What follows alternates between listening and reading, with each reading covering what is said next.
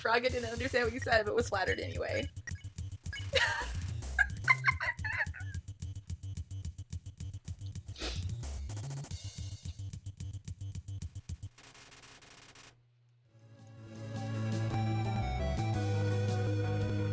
I love her so much. This funky fictional goat lady, I would die for her. The really, like, sad thing about this is, like, so she really wants to protect you. Like, she's desperately trying to protect you. But the thing is, you don't fall into the underground from the mountain unless you are purposely, like, tossing yourself in there. So, like, the implications there are, you know. Yes!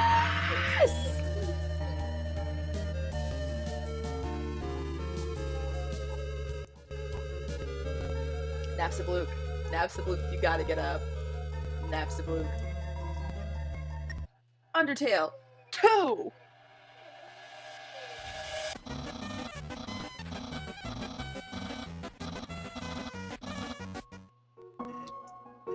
He said, Toby Fox said, here, have this funky autistic skeleton, and I said, thank you very much, I will protect him with my life. Okay, so while I'm kind of just doing some puzzles, let's kind of get into the actual homework. So, this week I read 2 pieces. There was one that was about selling MMORPGs in Asia and marketing Asianness. It was actually really cool. It doesn't really have anything to do with this. And then the other one was about MOBAs, specifically League of Legends, and the history of rampant racism and xenophobia in League of Legends that came about with Riot Games opening up its North American servers to also Central America and South America. It was really interesting, and it kind of just like looking at the ways that people draw like lines in the sand. And, oh, I forgot I have makeup on. People draw lines in the sand. The way that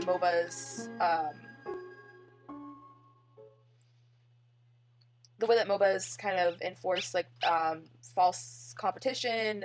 The way that servers create false national lines, stuff like that. It was really interesting. And how like this idea that like people who were already bad players, they were like, well, suddenly they were gonna blame it on people who spoke Spanish for why they lost instead of the fact that they just can't play the game. And it kind of like got into like more so how gaming as a space is heavily racially stratified, and the idea of gamers is one of straight white men, which isn't true, obviously, but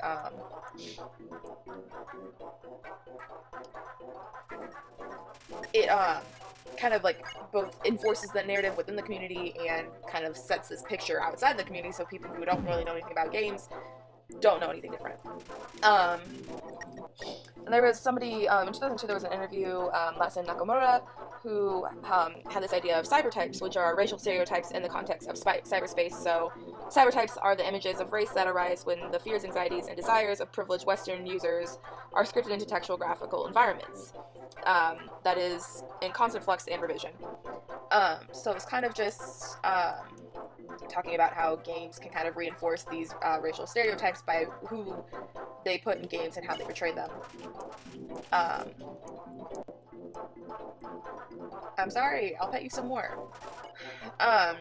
Also the way that fantasy games like MOBAs can kind of put like this really ridiculous type of racial essentialism into video games. It talked about League of Legends, but also specifically World of Warcraft, and I pulled in D&D because D&D is one of those games also that there are tons of fantasy creatures, and then the human creator you create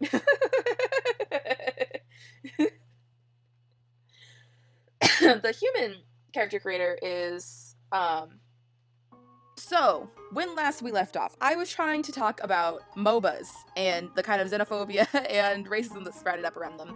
I promise it has a point with Undertale. I will get to it. There's also like this really weird history with games like League of Legends, World of Warcraft, Dungeons and Dragons, where they have like this kind of bioessentialist, race essentialist spin on all of their like people in the world. So you've got like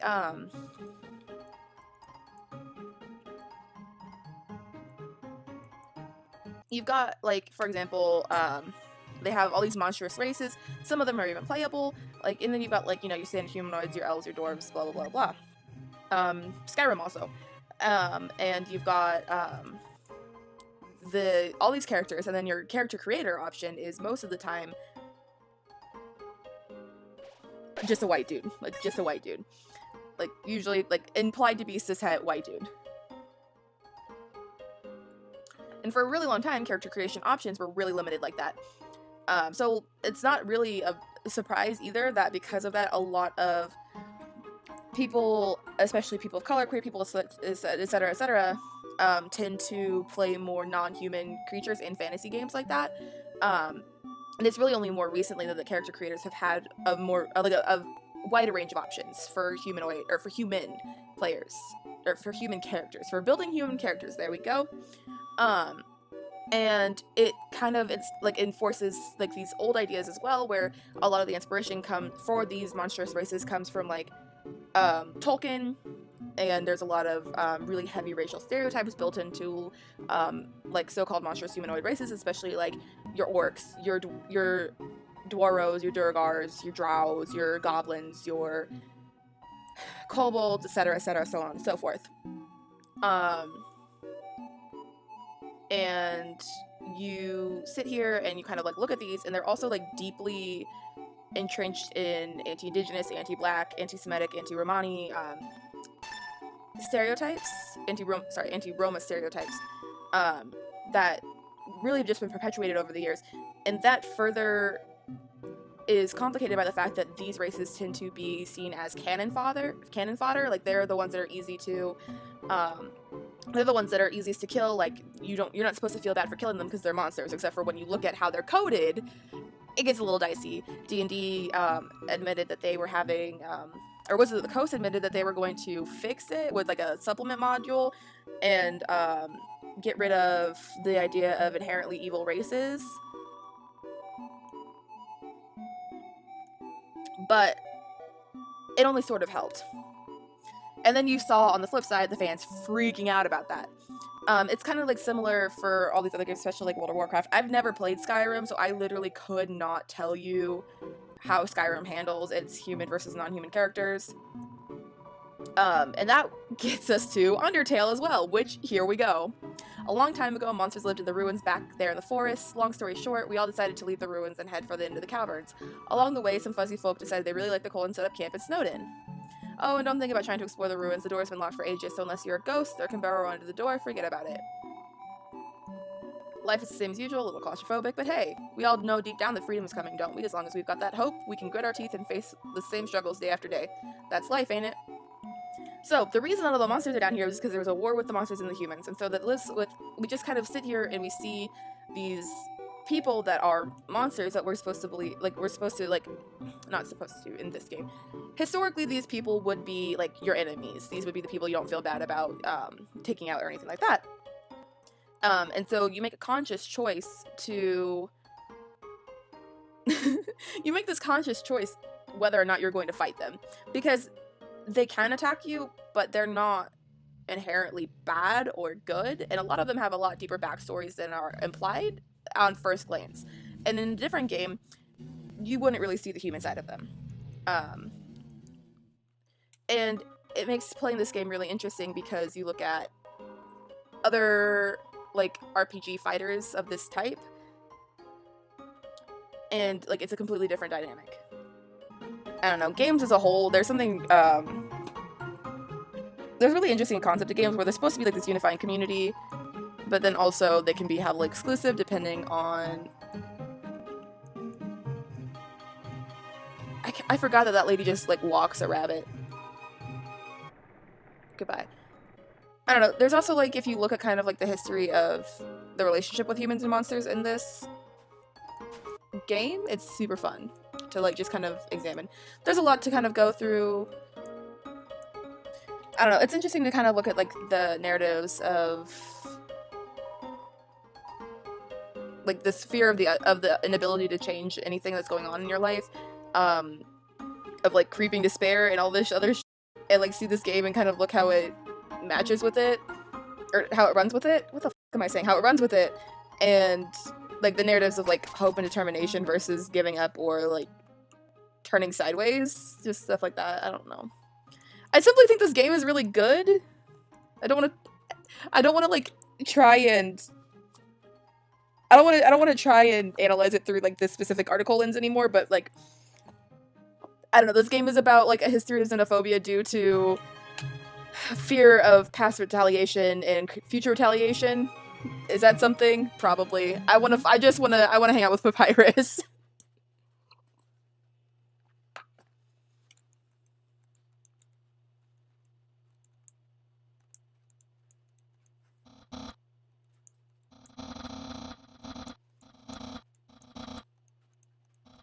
I don't know. Loneliness, existential dread.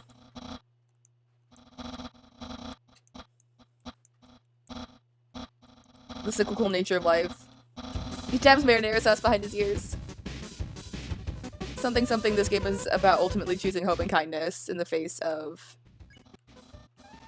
the deep fear of existentialism.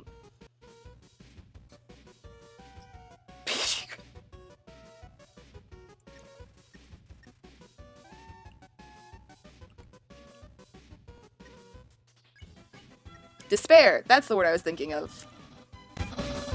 I think this is still one of my... Papyrus is rattling as well. I still think this is one of my favorite fight sequences in the whole game. Actually, it's a lie. It's also Metaton.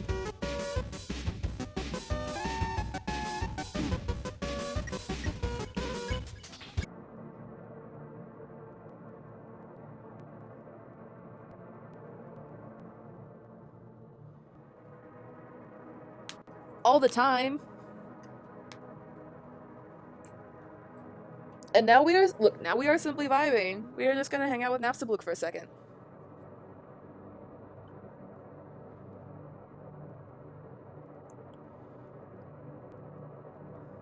That was nice.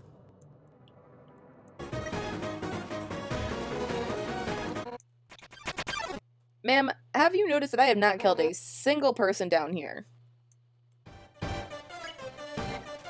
I need you to...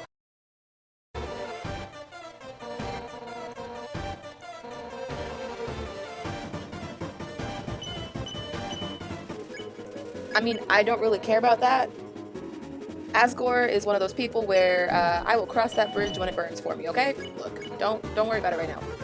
Why don't you just focus on you not killing me? Once more, this is one of those fights that was easier on the keyboard than it was with the controller, which is wild to me.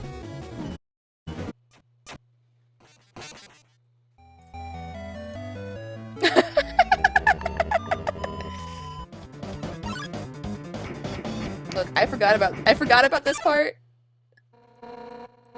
I forgot that you could run away at this point. I was literally sitting there for no reason.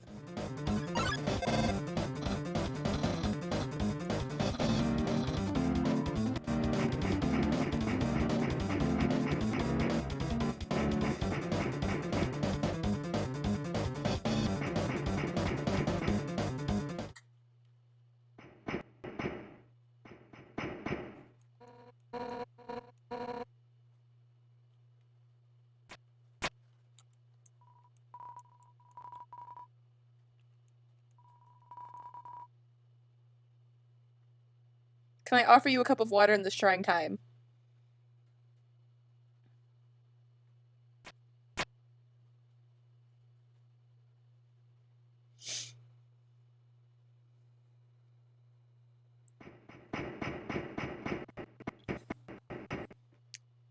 Yeah, no, she got up and she walked away.